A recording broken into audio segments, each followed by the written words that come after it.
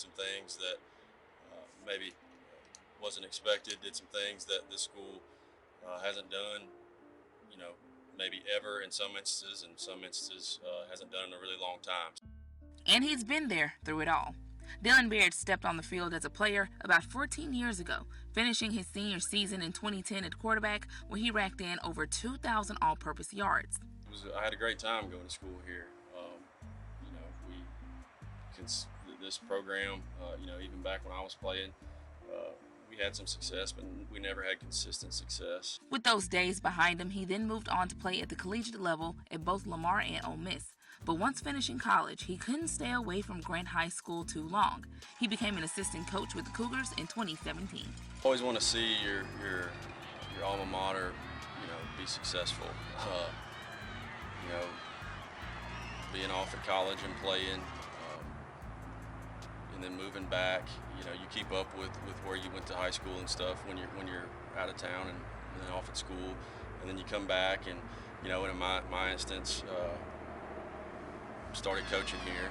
He paid his dues until something new came up. Barrett says that once the head coaching position became available, there was no question on him dropping his name in the hat. Now, after his first year and helping lead this team to a historic season, there's no ceiling to this program's success for years to come. Coach Allman retired. He was here for, you know, 5 years, I believe, 3 of which I was here.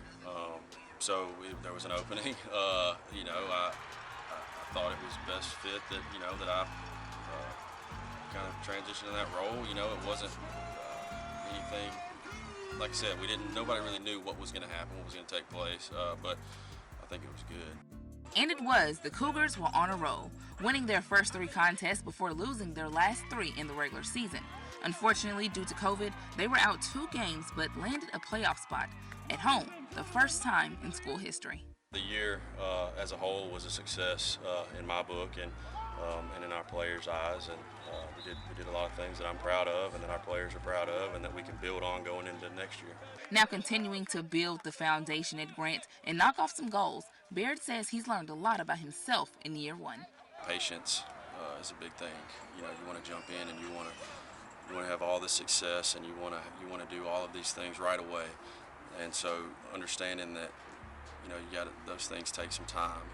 Not that we can't have immediate success or we can't have things happen immediately, but ultimately things, you know, it takes time. And so for me, I've learned to be a lot more patient. Reporting from Grant, Megan Glover, ABC 31 Sports.